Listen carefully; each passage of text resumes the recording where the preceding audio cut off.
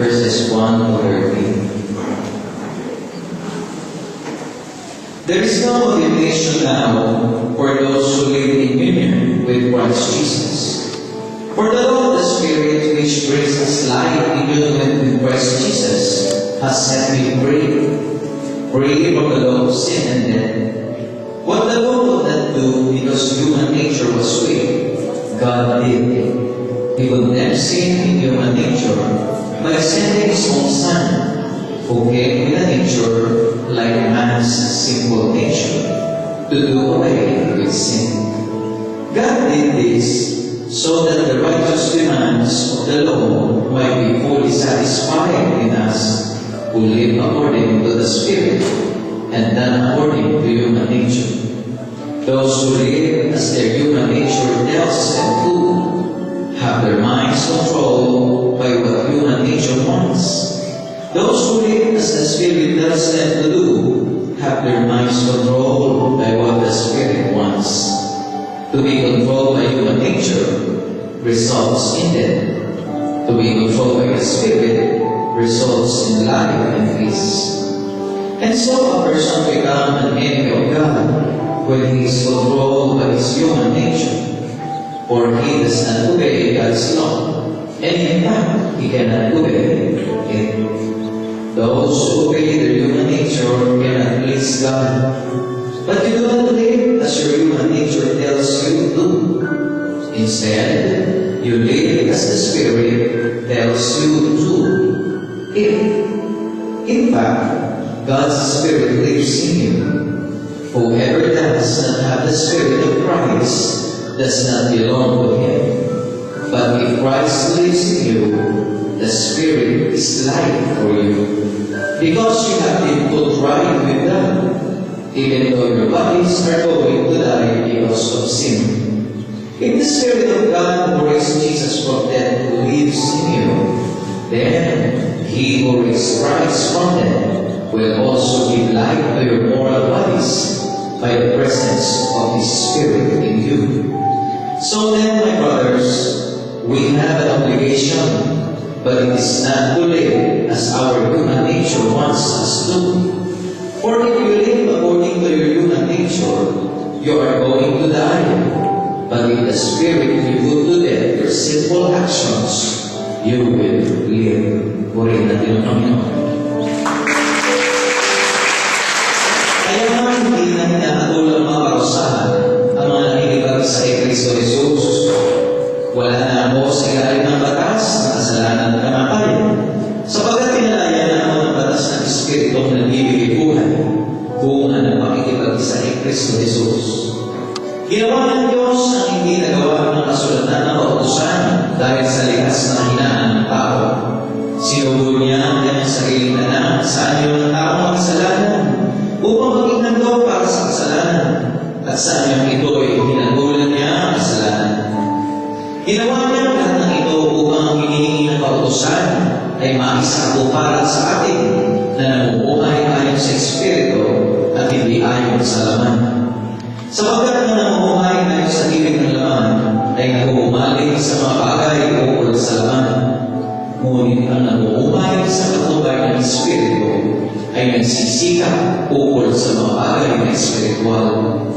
Ang paghumaling sa mga bagay ukol sa laman ay magbubulit sa kamatayan, ngunit ang pagsisikap sa mga bagay ukol sa Espiritu ay magbubunga ng buhay at kapayapaan. Sapagkat kalaban ng Diyos ang sino ang naghuhumaling sa mga bagay ukol sa laman. Hindi siya sumusunod sa kautusan ng Diyos at hindi niya kayang sunod. At ang mga nabubuhay tayo sa laman ay hindi maaaring dalugdan ng Diyos. Ngunit, hindi na kayo namumuhay ayon sa laman, kundi ayon sa Espiritu. Kung talagang nananahan sa inyo ang Espiritu ng Diyos, kung ang Espiritu ng Kristo ay wala sa isang tao, hindi siya ay Kristo.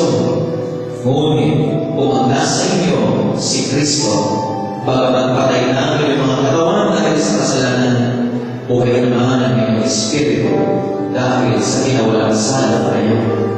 Kung nananahan sa inyo ang Espiritu ng Diyos na siyang muling bumuhay kay Kristo Jesus, Ang Diyos din niya na magbibigay ng buhay sa inyong mga katawang mamamatay sa pamamagitan ng kanyang Espiritong nananahan sa inyo. Mga kapatid, hindi na kayo alipin ang likas gilig ng laman, kaya hindi na tayo dapat namubuhay ayon sa laman.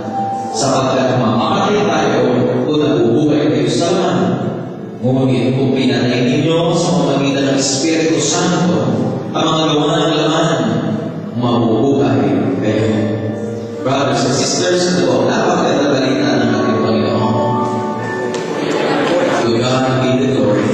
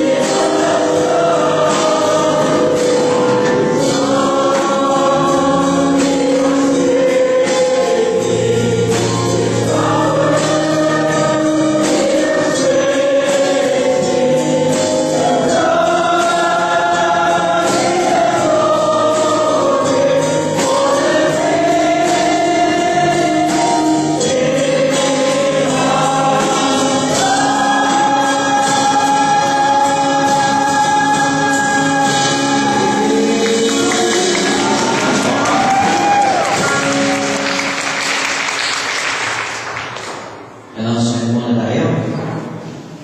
Sa darating na Friday, wala tayong gawain. Hallelujah. Dahil pinasuspend ni Father Peter lahat ng gawain sa buong simbahan. So walang prayer group na mag-pray next week. Dahil isa-celebrate ng simbahan ng Corpus Christi. Ano yung Corpus Christi? Hindi ito yung pinakwento kung pag nandito si Cristo, paglabas si Christi. Okay, kaya pag sinabi ko Corpus Christi, ito yung kabalan-balan ng katawan at dugo ng Panginoon. Amen?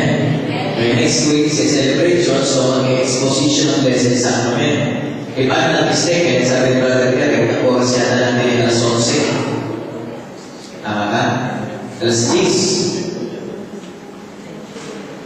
10 to 11. Okay. So, alas 10, dito tayo yata gaganapin yan sa Serapi.